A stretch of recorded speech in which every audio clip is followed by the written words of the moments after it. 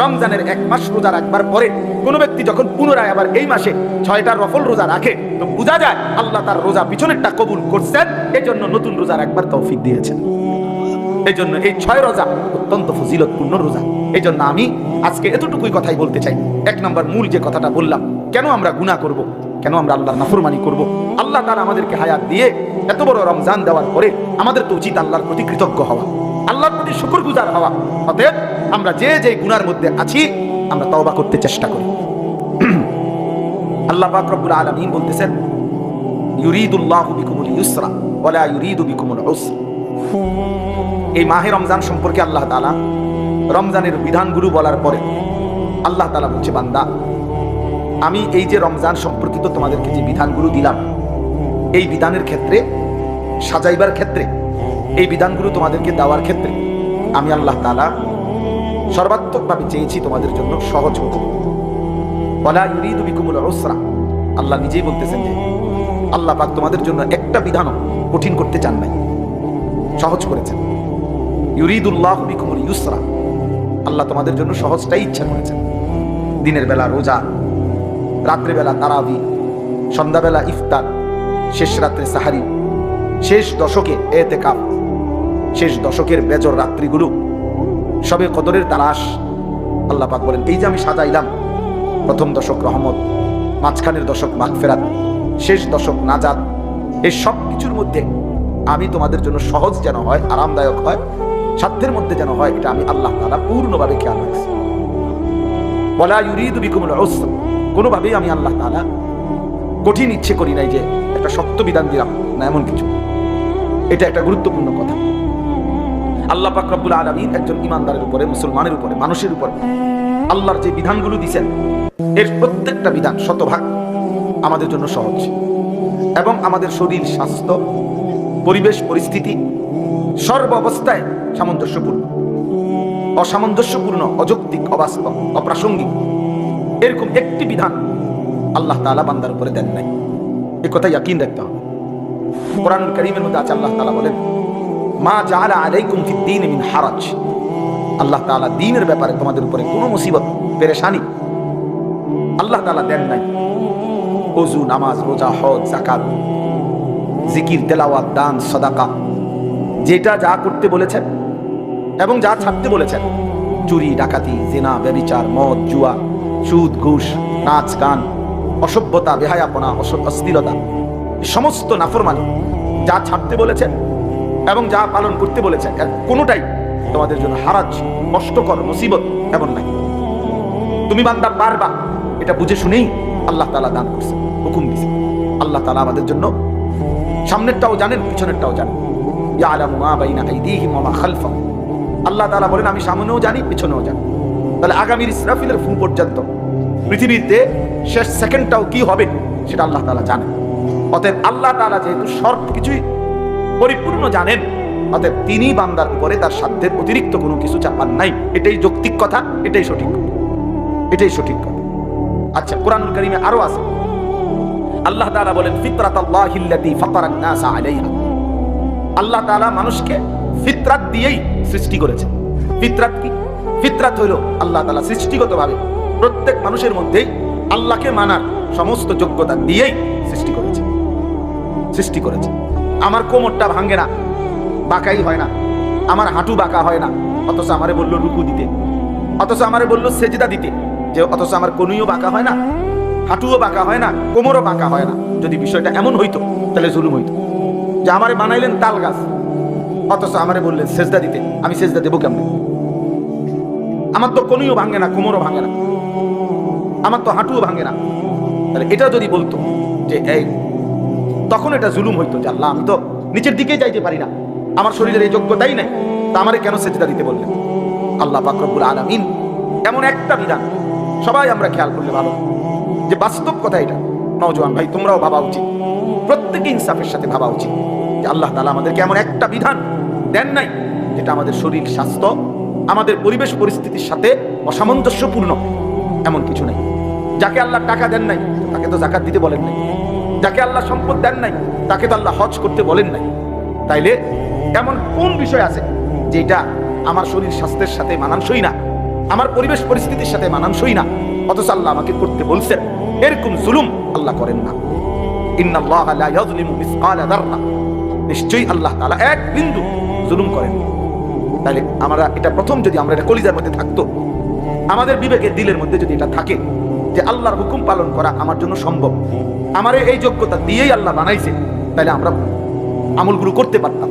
কিন্তু আমরা প্রথম থেকেই কিছু আমলের ব্যাপারে, কিছু বিষয়ে আমরা নিজের থেকেই সিদ্ধান্ত নিয়ে নেই যে এখন আর এটা সম্ভব না, এখন আর হালাল ব্যবসা, হালাল উপার্জন আর সম্ভব না, এখন আর ছেলে ফেলেরে পুরা ইমান আমলের উপরে নিয়ন্ত্রণে রাখা সম্ভব না। অনেক মা বাবা কলিজার ভিতরে এটা বুঝে নিছে যে আর হইতো না, আর হবে না, আর হবে না। 200 বার বলছি, 400 বার বলছি, 2 বছর বুঝাইছি, হুজুর আর হইতো না, এই সিদ্ধান্ত দিয়ে দিছে। অথচ এই সিদ্ধান্ত দেওয়ার অধিকার আপনাকে কে দিল? এই ফয়সালা করার অধিকার কে দিল? সুদ ছাড়া এখন আর ব্যবসা করা, উপার্জন করা সম্ভব না, এই কথা আপনি যদি বলেন, এই কথা যদি বুঝা শুনে কেউ বলে, তো সে বেঈমান, সে কাফের বেটা, বেঈমান বেটা, বেঈমান। কারণ তাইলে তো অবস্থা হবে এই যে আল্লাহ আমাকে এমন একটা জিনিস নিষেধ করেছেন যেটার থেকে মুক্ত থাকা এখন আর সম্ভব না, একটি অসম্ভব বিষয় আমার জন্য আল্লাহ তাআলা বিধান দিলেন। তাইলে এটা আল্লাহ তাআলার উপরে এই কথা জুলুম, যে আল্লাহ আমার উপরে অন্যায় একটা বিষয় চাপায় দিলেন, নাউজুবিল্লাহ। তা আল্লাহর ব্যাপারে এমন ধারণা করা, এটা ঈমান আছে এই ব্যক্তির? তাইলে অনেক মানুষ আমাদের সমাজে, আমরা এটা মনে করি 16 বছরের একটা ছেলে যাচ্ছে তাই, যা ইচ্ছা তাই করতেছে, মা বাবা বলতেছে না হুজুর আর হতো না, এর দিয়ে আর হবে না। আশ্চর্য, কি হবে না এর দিয়া? মানে নামাজ রোজা হবে না, কিন্তু উনি অথচ এই নাফরমানের জন্যই, তার জন্য ঘর করা, বাড়ি করা, তার জন্য জমি কিনা, তারে বিদেশ পাঠানোর চেষ্টা করা, তার লাগে 12 লক্ষ টাকা কিস্তিতে নেয়, সুদে নেয়, যেমনে পারে বিদেশের টাকা ব্যবস্থা করা, এই নাফরমানের জন্য উনি সব করতেছে। এগুলো সব হবে হেতের দিয়া, শুধু আর নামাজ হতো না। উনি এটা ফয়সালা দিয়ে, উনি এটা বুঝে নিছে যে হুজুর কামাই রোজগারি হইব তারে দিয়ে, কিন্তু নামাজ আর হইতো না তারে দিয়ে। আপনার এই সমস্ত বাটপারি কথা, এগুলা ফেরেশতা বুঝে না। হ্যাঁ, আপনার এই সমস্ত ধোকার কথা আপনি কি বুঝাইলেন? এই জন্য আল্লাহ পাক রব্বুল আলামিন বলছেন, বান্দা বিশ্বাস করো, একটা হুকুম আমি কঠিন করি নাই, বরং আমি তোমাদের জন্য ইউরিদুল্লাহু বিকুমুল ইউসরা, সব ব্যাপারে আমি আল্লাহ তাআলা তোমাদের জন্য সহজটা চেয়েছি, আমার বান্দার যেন কষ্ট না। কতভাবে আমি আমার বান্দাকে দিতে চেয়েছি, আমি আমার বান্দাকে মোটেই জাহান্নাম দিতে চাই নাই, এক বিন্দু আমার একটা বান্দা জাহান্নাম দিতে চাই না। ওসিআত রাহমাতি কুল্লা শাই, আমার রহমত সব কিছুর উপরে বেষ্টন করে আছে। আমরা কোরআন কারীমে পড়ছি, নাব্বি ইবাদি আন্নী আনাল গফুরুর রহিম ওয়া আন্না আযাবি হুয়াল আযাবুল আলীম। এই কথাটা মনোযোগ দিয়ে শুনেন, আল্লাহ তাআলার দয়াটা তাইলে বুঝবেন। আল্লাহ বলতেছে, নবী আপনি আমার বান্দাদেরকে শুনায়া দেন, আন্নী আনাল গফুরুর রহিম, আমি আল্লাহ, আমি গফুর, আমি প্রচন্ড ক্ষমাশীল, রাহিম, আমি সর্বোচ্চ দয়াবান, পরিপূর্ণ দয়াবান, আমি দয়ালু। আর ওয়া আন্না আযাবি হুয়াল আযাবুল আলীম, আর এটাও বলে দেন আমার আযাব সেটাও কিন্তু অত্যন্ত ভয়ানক। কিন্তু তাফসীরের মধ্যে একটা আশ্চর্য সুন্দর কথা আছে। কথাটা হলো এই দুইখানে আল্লাহ বলছেন আমি গফুরুর রাহিম, আমি ক্ষমাশীল, আবার বলছেন আমার আযাবও ভয়ানক। কিন্তু দুইটার মধ্যে একটা পার্থক্য চিন্তা করেন। মুফাসসিরিনে কেরাম বলে যে আল্লাহ তাআলা বান্দাকে মাফ করবার ক্ষেত্রে নিজেই স্বয়ং গফুরুর রাহিম, তাহলে মাগফিরাত, বান্দাকে মাফ করা, এটা আল্লাহর সত্তার মধ্যে আছে, আল্লাহর অস্তিত্বের মধ্যেই মাগফিরাত আছে, তিনি গফুর। কিন্তু আযাব তাকে যদি দিতে চান, এটা আল্লাহর অস্তিত্বের মধ্যে না, এটা আল্লাহর সত্তার মধ্যে না, এটা আল্লাহর স্টকের মধ্যে। মানে আযাব এটা আল্লাহ তাআলার স্টকে আছে, জাহান্নামে হোক, যেখানে আল্লাহ তাআলা সংরক্ষণ করছেন আযাবের বিষয়গুলো, সেটা ওইখানে আছে। তাহলে আযাব আল্লাহর স্টকে, আর মাগফিরাত আল্লাহর সত্তার মধ্যে। এই জন্য যেটা আল্লাহর সত্তার মধ্যে, আযাব দিতে চাইলে, বান্দাকে শাস্তি দিতে চাইলে, মনে করেন ওইখান থেকে লাঠি নিতে নিতে যদি বান্দা মাফ চায়, তো লাঠি তো নিয়ে মারবে, আর মাফ করতে হলে তো সত্তার মধ্যেই আছে, তৎক্ষণাৎ মাফ করে দিবে। এই জন্য মাগফিরাত আগে, মাগফিরাত আগে চলে, আযাব পরে। আযাব তো ওইখান থেকে লইতে হইব, তারপরে মারতে হবে, শাস্তি দিতে হবে, আর মাগফিরাত তো সঙ্গেই আছে, মাগফিরাত তো সঙ্গেই আছে। এই জন্য আল্লাহ তাআলা তার বান্দার উপরে কঠিন কিছু দেন নাই। আল্লাহ তাআলা সর্বোচ্চ বান্দার জন্য দয়া করেছেন, দয়া করেছেন। আমাদেরকে আল্লাহ তাআলা যে বিধানগুলো দিয়েছেন এর কোনোটাই কঠিন না। আদ-দীনু ইউসরুন, নবী সাল্লাল্লাহু আলাইহি ওয়াসাল্লাম বলেন দ্বীন সহজ। আল্লাহ কোরআনে বলেন ওয়ালাকাদ ইয়াসসারনাল কুরআনা লিযিকর, আমি বান্দা কোরআনুল কারীমকে শিখার জন্য, বুঝার জন্য আমি সহজ করে দিয়েছি। ফাহাল মিন মুদ্দাকির, কে আছো এর থেকে উপদেশ গ্রহণ করবে? তাইলে প্রিয় ভাই আমার, বাপ আমার, ইনসাফের সাথে আপনারা, আমি কিংবা আপনি, যে বা যারা আমরা প্রতিনিয়ত আল্লাহর নাফরমানি করতেছি, আল্লাহর হুকুমের বিরুদ্ধাচরণ করছি, কেন বলেন? কেন? যারা এক ওয়াক্ত নামাজ পড়ে না, কেন পড়ে না? কেন পড়ে না বলেন? যারা হালাল খাচ্ছে না, কেন খাচ্ছে? তার জন্য এটা অসম্ভব নাকি? তার জন্য এটা অসম্ভব মনে হয়েছে? না, অসম্ভব। বরং এই মূল বিষয় হলো এটা, আখিরাতকে ভুলে গেছে, আল্লাহকে ভুলে গেছে, সে পরকালকে কিছুই মনে করে না। ইয়ালামুনা যাহিরাম মিনাল হায়াতিদ দুনিয়া ওয়া হুম আনিল আখিরাতি হুম গাফিলুন। আল্লাহ তাআলা বলে, বান্দা, দুনিয়ার জীবন তো খুব ভালো বুঝলা, কিন্তু আখিরাতের ব্যাপারে একদম গাফিল হয়ে গেল। আখিরাতের কথা বললে আর কিছু বোঝে না, আর কিছুই বোঝে না।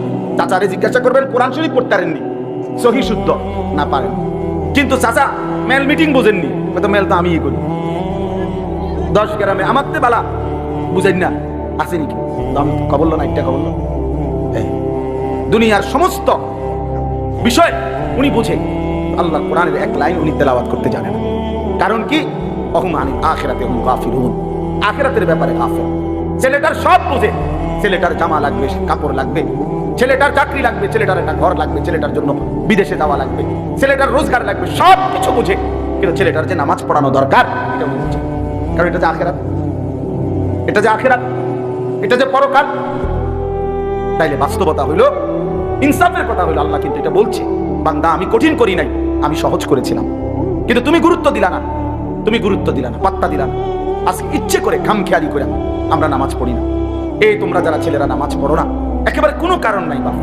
তোমার শরীর সুস্থ, তোমার শরীর সামর্থ্যবান, তুমি নওজোয়ান, তুমি যুবক, তুমি কিশোর, তোমার শরীরে কোনো রোগ ব্যাধি ব্যারাম কিচ্ছু নাই, কিন্তু এক ইবলিস শয়তানের কাছে তুমি হেরে গেছো, এক নফসের ধোকার কাছে তুমি হেরে গেছো, একটা মোবাইলের কাছে হেরে গিয়ে, অসৎ বন্ধুর কাছে হেরে গিয়ে এক ওয়াক্ত নামাজ পড়ে না। আমি বারবার, আমার সবচেয়ে বেশি কষ্ট লাগে কথাটা ভাবলে, যে খোদার 30 দিন, একটা মাস পূর্ণ, একটা রমজান যার উপর দিয়া গেল, রমজানের রোজাগুলো রাখলো, তারাবি করলো, এত বড় শ্রেষ্ঠতম রমজান, রহমত মাগফিরাত নাজাতের মাস, আল্লাহ তাআলা জান্নাতের দরজা খুলে রাখছেন, জাহান্নামের দরজা বন্ধ করে দিয়েছিলেন, শয়তানগুলোকে বন্দী করে রাখছিলেন। এত কিছু দিয়ে একটা মাস পূর্ণ যে বান্দাকে আল্লাহ তাআলা আদর করলেন, রহমত মাগফিরাত দিলেন, যেদিন আল্লাহ তাআলা রমজান শেষ করলেন, ঈদের চাঁদ উঠাইলেন, ঠিক ওই দিনে মাত্র একটা মাস পরে আল্লাহর এত দয়া মায়া, এত রহমত মাগফিরাতের পরে মাত্র আজকে আল্লাহ ঈদের চাঁদ উঠাইলেন। এই ঈদের দিন একদিনও যায় নাই এই নাফরমান, এই অসভ্য আবার আগের মতো আল্লাহ নাফরমানি করে দিল। তার চাইতে বড় নির্লজ্জ, অসভ্য, বেহায়া আর কি? এর চাইতে বড় গাদ্দার আর কি? চিন্তা করে দেখো, আপনাদের যাদের মেয়েরা ঈদের দিনে বেপরদা চললো, আপনাদের যাদের ছেলেরা ঈদের দিন এক ওয়াক্ত নামাজও পড়লো না, ঈদের দিন 24টা ঘন্টা এই নাচ গান, সিনেমা, নাটক, উলঙ্গ ছবি, অশ্লীল দৃশ্য, কিংবা রাস্তার মেয়ের পিছনে পিছনে হাঁটলো, এই অসভ্য জঙ্গলি, এই হাইওয়ান জানোয়ার, এই মুসলমানের ঘরে সে কেমনে বড় হইল? এত বড় রমজানকে সে কি কদর করল বলেন? রমজান তাকে কি দিল তাইলে? এই নাফরমান কিসের রোজা রাখলো? এই নাফরমান কিসের তারাবি করলো? একটা মাস ওষুধ খাওয়ার পরে এটা বুঝি আজকে বন্ধ করে, এটা বুঝি একদিনও চলবে না ওষুধের মেয়াদ, ওষুধের টেম্পার একদিনও যাবে না। আফসোসের বিষয়, বহুতই আফসোসের বিষয়। হায় হায় হায়, কি পরিমাণ গাদ্দার, কি পরিমাণ অহংকারী, সীমা লঙ্ঘনকারী নাফরমান। আল্লাহ তাআলা বলল, বান্দা আমি একটা মাস করে রহমত দিলাম, মাগফিরাত দিলাম, নাজাত দিলাম, সবে কদরের মতো শ্রেষ্ঠতম রাত্রি দিলাম, ইতিকাফ দিলাম, ইফতার, তারাবি, সাহারি সবকিছুতে নেকি দিছি। রোজায় নেকি, তারাবিতে নেকি, ইফতারে নেকি, সাহারিতে নেকি, ইতিকাফে নেকি, সবে কদরের এক রাতে 1000 মাসের চাইতে বেশি, রাতের চাইতে বেশি নেকি দিলাম। এত কিছু দেওয়ার পরে ঈদের চাঁদ উঠাইতে দেরি না, তুই আমি আল্লাহকে বৃদ্ধাঙ্গুলি দেখাইয়া আবার আমার নাফরমানি করে ফেললাম। হায় হায় গাদ্দার, হায় হায়, আফসোসের বিষয়, আফসোসের বিষয়। ওই মা বাপগুলো আফসোস করা উচিত, যাদের চোখের সামনে তাদের সন্তান খোদার একটা মাস রমজান শেষ হওয়ার পর পরই আল্লাহর নাফরমানি করল, আল্লাহর নাফরমানি করল। যাদের মেয়েগুলো বেপর্দা হাঁটলো, যাদের স্ত্রী বেপর্দা হাঁটলো, যাদের ছেলেগুলো শুধুমাত্র অসভ্যতার নোংরামি করে ঈদ পালন করে। অথচ এটা কোনো যুক্তিতে ভাইয়া, একটা ছেলে হলেও বুঝছো, কোন যুক্তিতে বাবা অসভ্যতা ঈদ হইতে পারে না। নাচ গান এটা ঈদ হবে কেন? এটা তো গুনাহ। নারীর পিছনে হাঁটা বন্ধু, এটা তো ঈদ না, এটা তো নাফরমানি বেটা। কোন মেয়ে বেপর্দা হওয়া, ওই অসভ্য বেহায়া নারী, এটা তো ঈদ হইতে পারে না, এটা তো বেহায়া নারী বেটা। অসভ্য নারী এটা, দুশ্চরিত্র নারী এটা, এটা তো এই সমাজের দুর্গন্ধ, এটা তো এই সমাজের লানত, এটা তো অভিশপ্ত। এটা ঈদ হবে কেন? ঈদ তো ইবাদত। কোরআনুল কারীম আল্লাহ তাআলা এখানে বলছেন এটা ওয়ালিতুকমিলুল ইদ্দাতা। এরপরের কথা এটা আল্লাহ বলছে, বান্দা আমি সহজ করেছি বিধান, কঠিন করি নাই। কাজে আমার রমজান পূর্ণ করো, প্রতিটা বিধান পূর্ণ করো, গুণে গুণে পূর্ণ করো, রোজা পুরা করো, তারাবি পুরা করো, ইফতার পুরা করো, তারা সাহারি পুরা করো, শেষ দশকে ইতিকাফ করো, সবে কদরের বেজর রাত্রিগুলোতে শেষ দশকে তালাশ করো। আর সবগুলো পূর্ণ ইবাদত করে যেদিন ঈদের চাঁদ উঠবে সেদিন তোমার করণীয় ওয়ালিতুকাব্বিরুল্লাহ আলা মা হাদাকুম। আমি যে তোমাকে রমজান দিলাম, আমি যে একটা মাস হায়াত দিলাম, আমি যে তোমার এতগুলো নিয়ামত, এতগুলো ইবাদত, এতগুলো নেকির সন্ধান তোমাকে যে আমি দিলাম, এই খুশিতে, এই আনন্দে, এই কৃতজ্ঞতায় তুমি আমি আল্লাহর তাকবীর, আল্লাহু আকবারের ধ্বনি উচ্চ করো। এই ছিল ঈদের করণীয়। ওয়ালিতুকাব্বিরুল্লাহ, আল্লাহর তাকবীর বলো, আল্লাহ আল্লাহু আকবার, আল্লাহু আকবার, লা ইলাহা ইল্লাল্লাহু আল্লাহু আকবার, আল্লাহু আকবার ওয়ালিল্লাহিল হামদ। তাহলে আল্লাহ পাক কোরআনে স্পষ্ট বললেন ওয়ালিতুকাব্বিরুল্লাহ, ঈদের দিনের করণীয় তুমি আল্লাহর তাকবীর পড়ো। আর তুমি নাফরমান, নাচলা, গাইলা, ফুর্তি করলা, ট্যাক্সেট বাজাইলা, আর গান বাদ্য, মোবাইলের নাচ গান, নারীর পিছনে ঘুরলা, যারা মেয়েদেরকে বেপর্দা ছেড়ে দিলেন, স্ত্রীকে বেপর্দা ছেড়ে দিলেন, ঘরে ঘরে টেলিভিশনের আওয়াজ উচ্চ করে দিলেন, এই নাফরমানরা আপনারা তো আল্লাহকে বৃদ্ধাঙ্গুলি দেখাইলেন, আল্লাহর বরত্বকে ছোট করে দিলেন, শয়তানকে বড় করে দিলেন।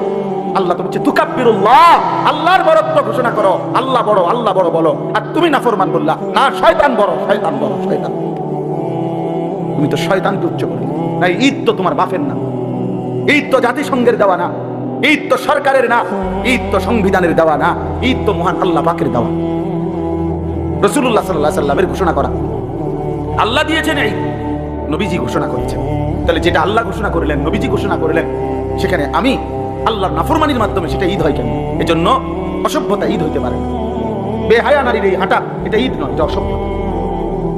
অসভ্যতা। তোমরা যারা যুবক এক ওয়াক্ত নামাজ পড়ো নাই, তুমি অসভ্য। তুমি মুসলমানের ঈদ পালন করো নাই, তুমি শয়তানের কোনো এজেন্ডা বাস্তবায়ন করেছো।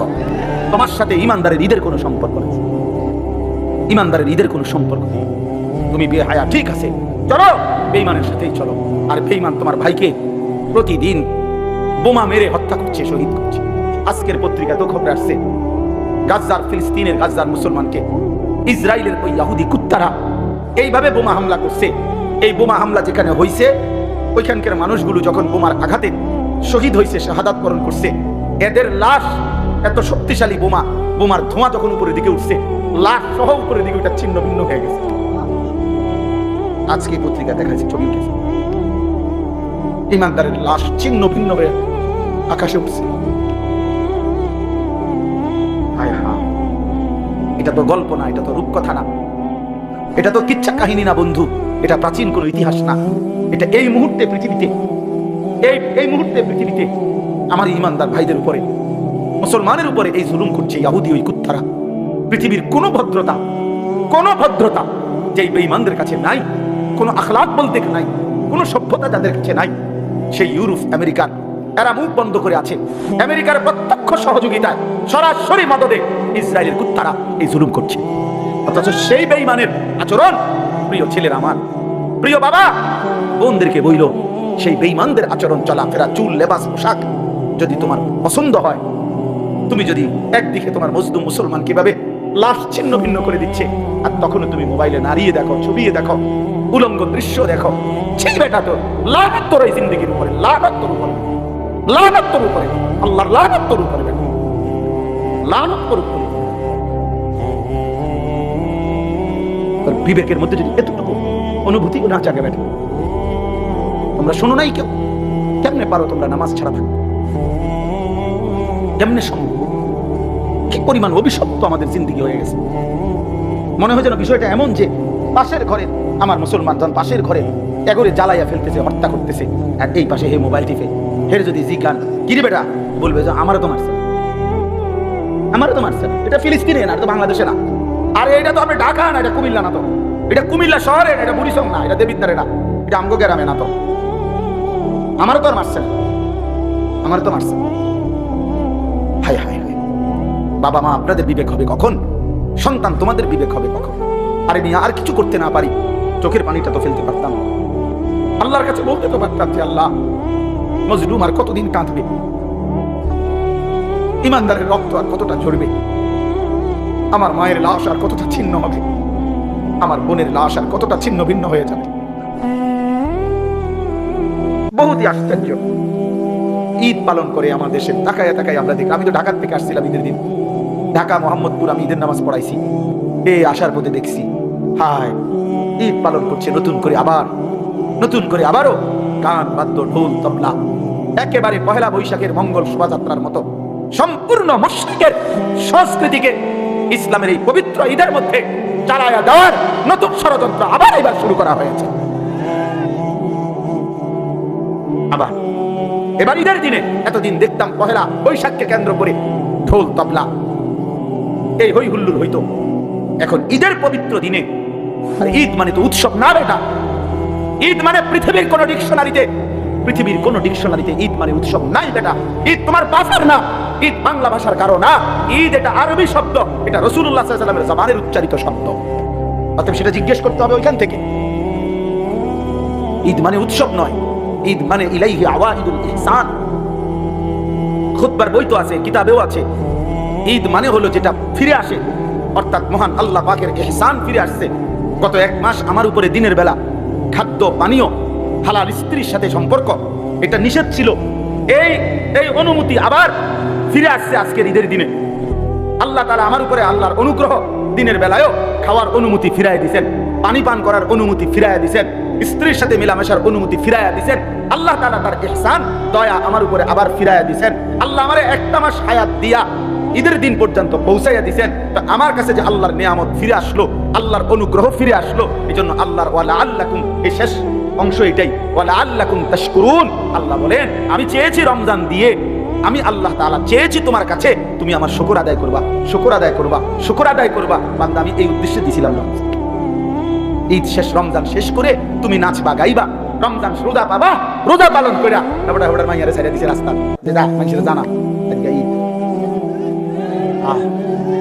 স্ত্রীকে বেপর্দা ছেড়ে দিছে, ছেলেটাকে ছেড়ে দিছে, আব্বা রোজা শেষ, আর চিন্তা হইল না, এবার নাচো গাও ফুর্তি করো। অথচ আল্লাহ বলছেন ওয়ালা আল্লাকুম তাশকুরুন। ছাতার এখানে আমরা বসে আছি, ছাতার নিচে, এই সময়ে মাগরিবের ওয়াক্ত হয়েছে। এই যেদিন রমজান শুরু হয়, তো সন্ধ্যার সময় মাগরিবের ওয়াক্তে ইমাম সাহেব একটু পরে নামাজে দাঁড়াইছে।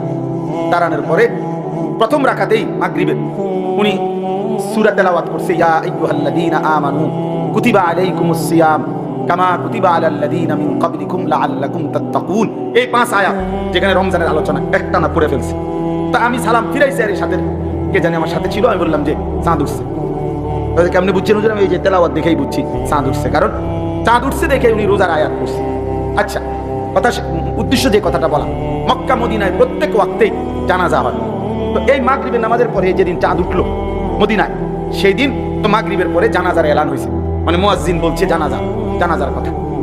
এইটা যখন বলছে আমার শায়েখ আল্লামা মুফতি মুশতাকুন নবী কাসেমি, এই হুজুর, তখন আমি পাশে বসা, হাত ধরে আমার একবারে কাঁদো কাঁদো সুরে হুজুর বলতেছে, মাওলানা ভেবে দেখেন, এই এখন যে মানুষগুলো জানাজা হবে, এই মানুষগুলো গত 2 মাস যাবত আল্লাহর কাছে রমজানের আশা করে দোয়া করছিল।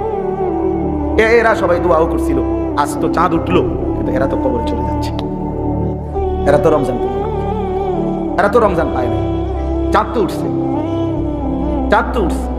আচ্ছা, এবার এদিক দিয়ে আসেন, আমরা তো সুধন্যপুরে আমার শায়েখ আল্লামা মুফতি মুশতাকুন নবী কাসেমি হুজুরের সাথেই ইতিকাফ করি, এরাম ভাইও ছিলেন, আমরা সবসময় এখানেই ইতিকাফ করি। এই বছরও প্রায় 1100-র মতো সাথী আলহামদুলিল্লাহ ইতিকাফ করছে এক মসজিদে, প্রায় 1100 হবে আলহামদুলিল্লাহ, এক মসজিদে ইতিকাফ করছে। একজন পায় না বলে মসজিদওয়ালারা, আর আমরা জায়গা দিতে পারি, কত মানুষ যে ফেরত দিছি জায়গার অভাবে। তো যাই হোক, শেষ দিন যেদিন চাঁদ, ঈদের চাঁদ উঠবে, মানে রমজান শেষ হবে, গত বছর একজন চাচা এই মাদ্রাসার পাশেই বাড়ি, উনি গত বছর আমাদের সাথে ইতিকাফ করছিল, এই বছর অসুস্থতার কারণে ইতিকাফ করে নাই। এই শেষ যেদিন চাঁদ উঠবে ওই দিন আসরের নামাজের পরে ওই চাচা ইন্তেকাল করছে। তাহলে এই চাচাটাও রমজানের শেষ হয়তো 1 ঘন্টা 2 ঘন্টা উনি তো পায়। তাহলে ওই সময় চাঁদ উঠছে, সেদিনও অনেকে পায় নাই, শেষ মিনিটেও অনেকে ইন্তেকাল করছে। এবার আমরা সবাই বলেন, এই এখানে যারা আমরা বসে আছি ভাইয়া বাবা, ইনসাফের সাথে ভেবে দেখেন, এই পুরা রমজান মাসে প্রতিদিন আল্লাহর বান্দা ইমানদার মুসলমান মৃত্যুবরণ করেছে কিনা? তাহলে সেই মানুষগুলোর মাঝখান দিয়া আমারে আপনারে আল্লাহ তাআলা পুরা মাস হায়াত দিলেন, রহমতও পাওয়াইলেন, মাগফিরাতও দেখাইলেন, নাজাতের অংশও আমারে হায়াত দিলেন, ইতিকাফও করতে দিলেন, সবে কদরের বেজর রাত্রিগুলো আমারে নসিব করাইলেন। এত কিছু দিয়ে আমার কাছ থেকে আল্লাহ তাআলা কোনো কৃতজ্ঞতা পাবে না? তো আল্লাহ তো এটাই বলছে, লাআল্লাকুম তাশকুরুন, বান্দা আমি চেয়েছি তুমি আমার কৃতজ্ঞতা আদায় করো।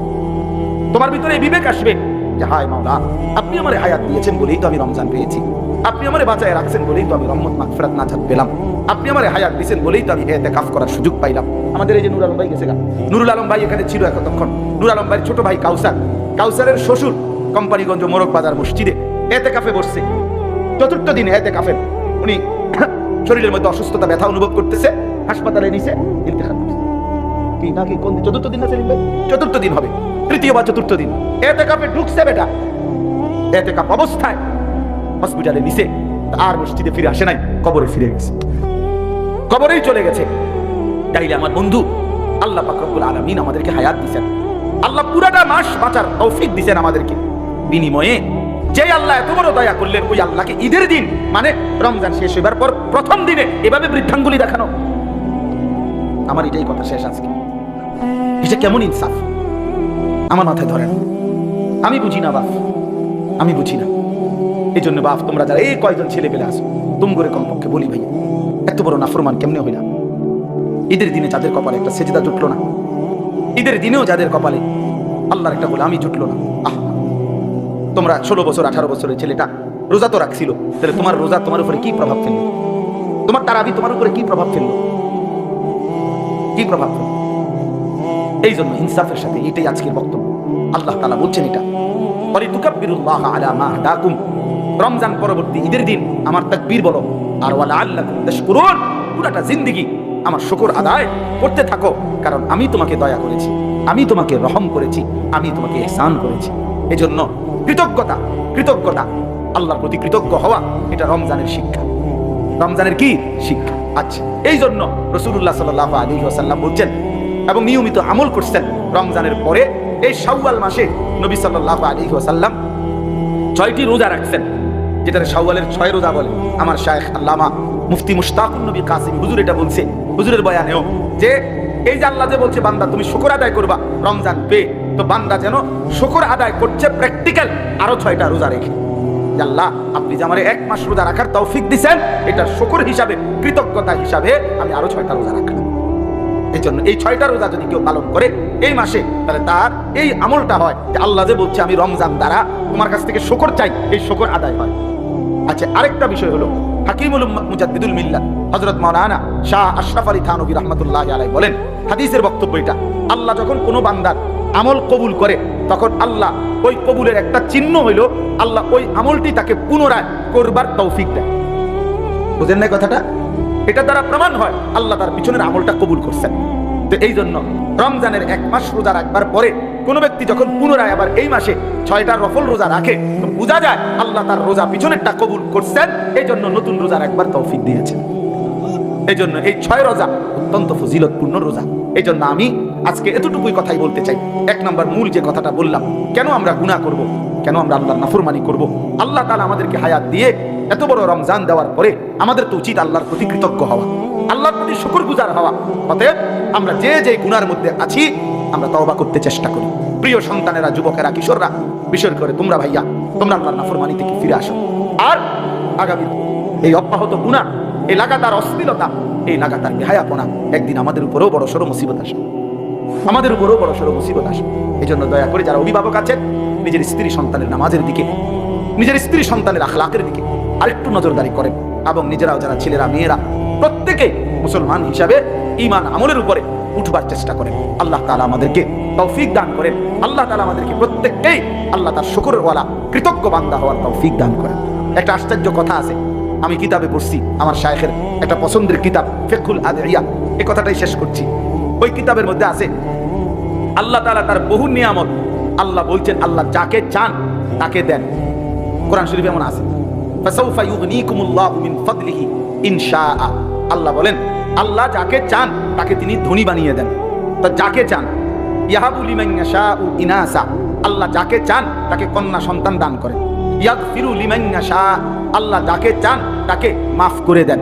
ইয়াবসুতুর রিজকা লিমান ইয়াশা, আল্লাহ যাকে চান তার রিজিক প্রশস্ত করে দেন। আল্লাহ পাক যাকে চান, এরকম বলে অনেক কথা আল্লাহ বলেছেন যে ওয়ায়াগফিরু লিমান ইয়াশা, আল্লাহ যাকে চান তাকে মাফ করে দেন, যাকে চান তাকে রিজিক দান করেন, যাকে চান তাকে ইজ্জত দান করেন। তার মানে সবাইকে দেন না, যাকে চান তিনি তাকে দেন। কিন্তু একটি আমল আছে এরকম, যেটা কোনো বান্দা করলে আল্লাহ যতজন করে প্রত্যেককেই তার বিনিময় দান করেন। এনে যাকে চান নাই, সেটা হলো শুকর। এটা কোরআনের আয়াত। আল্লাহ কোরআনে স্পষ্ট বলছে আল্লাহ তাআলা প্রত্যেক কৃতজ্ঞ বান্দাকে বিনিময় দিয়ে থাকেন।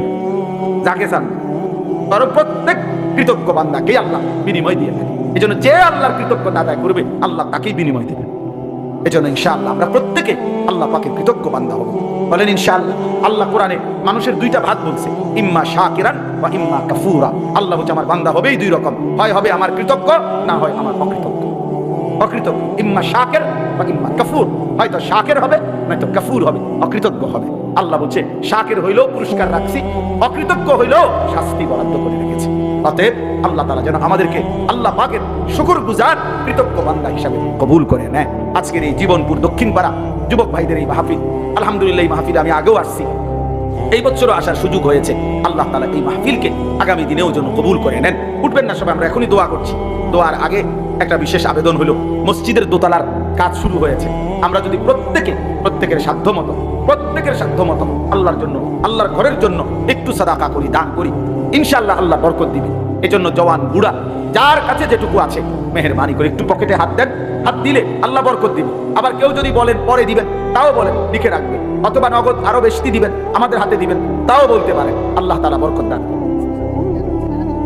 মাশাআল্লাহ। জনাব মরহুম সিদ্দিক ভুঁইয়া সাহেবের ছেলেরা দিবেন 50,000 টাকা, আল্লাহ কবুল করে নেন। আলহামদুলিল্লাহ। মোশাররফ মোল্লা বাবার জন্য 100 বস্তা সিমেন্ট দিবেন, আল্লাহ কবুল করে নেন। মাশাআল্লাহ, মাশাআল্লাহ। নুরুল ইসলাম খান ভাই 100 বস্তা সিমেন্ট, আল্লাহ কবুল করেন। বাবার জন্য দোয়া চেয়েছেন। মরহুম সুলতান ভুঁইয়ার ছেলেরা 25,000 টাকা দিবেন, আল্লাহ কবুল করে নেন। আপনার নাম কি? বাইজিৎ ভুঁইয়া ভাইয়া দিবেন দাদা দাদির জন্য দোয়া চেয়ে 10,000 টাকা, আল্লাহ কবুল করে নেন। মাশাআল্লাহ। গেন্দু মিয়া 5,000 টাকা, আল্লাহ কবুল করে নেন। হ্যাঁ, খোকন ভুঁইয়া 5,000 টাকা, আল্লাহ কবুল করেন। মরহুম আব্দুল মতিন ভুঁইয়ার ছেলেরা 10,000 টাকা, আল্লাহ কবুল করেন। কি নাম সভাপতি সাহেব? জনাব মোহাম্মদ মাজিদুল ইসলাম সরকার সাহেব, শ্রদ্ধেয় সভাপতি, তিনি দিবেন 10,000 টাকা, আল্লাহ কবুল করেন। রাশেদ মুন্সি 5,000 টাকা, আল্লাহ কবুল করেন। আব্দুল্লাহ মুন্সি দাদা দাদির জন্য 5,000 টাকা। মাশাআল্লাহ। সফুল্লাহ মুন্সি বাবার জন্য দোয়া চেয়েছেন 1,20,000 টাকা। আবুল কালাম মুন্সি 20,000 টাকা, আল্লাহ কবুল করেন। মাশাআল্লাহ। ফেরদৌস সরকার 15,000 টাকা। মফিজ মুন্সি 10,000 টাকা। শরীফ মুন্সি 10,000 টাকা। বিল্লাল মিয়া 12,000 টাকা। আব্দুল জলিল মোল্লা 10,000 টাকা। মিজান মোল্লা 5,000 টাকা। নওয়াজ আলী মুন্সি 10,000 টাকা। আমার কাছে আমার কাছে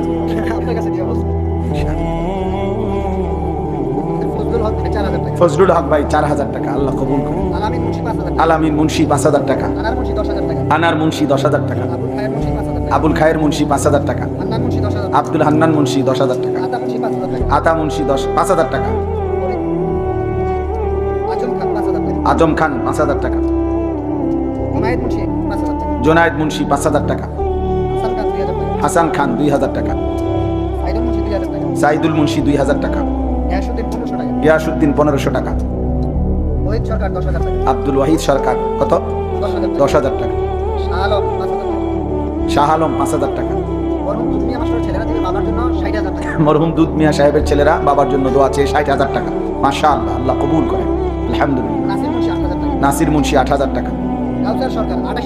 কাউসার সরকার 28,000 টাকা। মাশাআল্লাহ, মাশাআল্লাহ।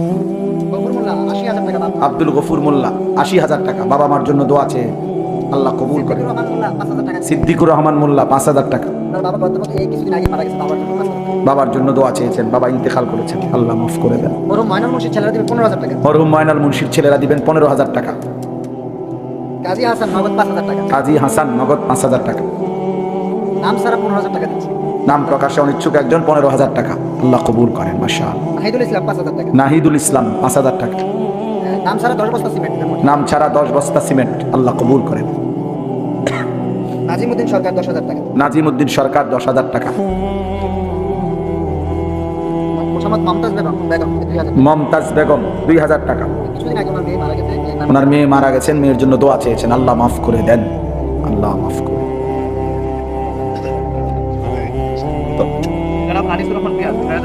জনাব আনিসুর রহমান ভূঁইয়া 6,000 টাকা। আব্দুল কাইয়ুম সরকার 10,000 টাকা। আমানুল্লাহ মজুমদার 25,000 টাকা। ওসমান মোল্লা 7,000 টাকা। ডক্টর আব্দুল মান্নান 20,000 টাকা।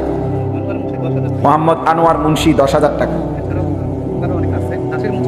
নাসির মুন্সি 30,000 টাকা। ভাইয়েরা সবাই মিলে আল্লাহ কবুল করেন। শওকত মাস্টার বন্ধু বান্ধব থেকে মিলে 15,000 টাকা। সোহেল মুন্সি 12,000 টাকা। সোহেল মুন্সি 12,000 টাকা। শাহাবুদ্দিন 5,000 টাকা। শাহাবুদ্দিন 5,000 টাকা। আরিফ মুন্সি 5,000 টাকা। আরিফ মুন্সি 5,000 টাকা। কামরুল মাস্টার 3,000 টাকা। আক্তার মাস্টার 1,000 টাকা। মাশাআল্লাহ। অ্যাডভোকেট এনামুল হক মুন্সি, নাকি এমন মুন্সি আছে না নাম? এনাম ভাই, অ্যাডভোকেট এনামুল হক মুন্সি দিবেন 20,000 টাকা। আমরা এক রড চাই, এক রড। তাই? এক রড। আচ্ছা আমি তো শিল করবো আরো ইনশাআল্লাহ। আবার কম আমি নুরুল ইসলাম ভাই 7,000 টাকা নগদ। আল্লাহ কবুল করেন। রাজা মিয়া 5,000 টাকা। মাশাআল্লাহ। রাজা মিয়া 5,000 টাকা। রাজা মিয়া 5,000 টাকা। আল্লাহ কবুল করেন। আলহামদুলিল্লাহ। আচ্ছা এক মিনিট কথা বলতে দেন।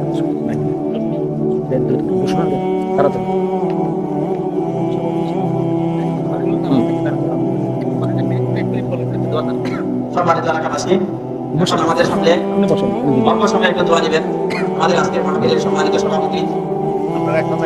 আল্লাহ কবুল করেন। আল্লাহ কবুল করেন। আমার শরীর খারাপ না, যেহেতু শরীর বলে দেন, আপনি বলে দিন। হ্যাঁ এটাই হয়ে যাবে ইনশাআল্লাহ। আলহামদুলিল্লাহি রাব্বিল আলামিন।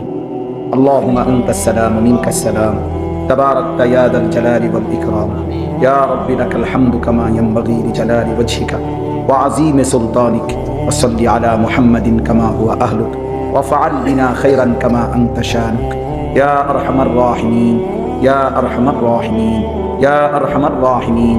রব্বানা যালামনা আনফুসানা وإن لم تغفر لنا وترحمنا لنكونن من الخاسرين. ربنا آتنا في الدنيا حسنة وفي الآخرة حسنة وقنا عذاب النار. رب ارحمهما كما ربياني صغيرا. ربنا هب لنا من أزواجنا وذرياتنا قرة أعين واجعلنا للمتقين إماما. مولاي كريم আপনি মাফ করে দেন। রব্বে করিম আপনি মাফ করে দেন। মেহেরবান মাওলা আপনি মাফ করে দেন। আই মাওলা আপনি মাফ করে দেন। পিছনের জিন্দিগির সমস্ত নাফরমানি মাফ করে দেন। আগামী জিন্দিগি ঈমান আমল দ্বারা ভরপুর করে দেন। ইজ্জত আফিয়ত দান করেন, তাকওয়া তাহারত দান করেন, হিম্মত ইস্তেকামত দান করেন, দ্বীনের উপরে থাকার চলার তৌফিক দান করেন।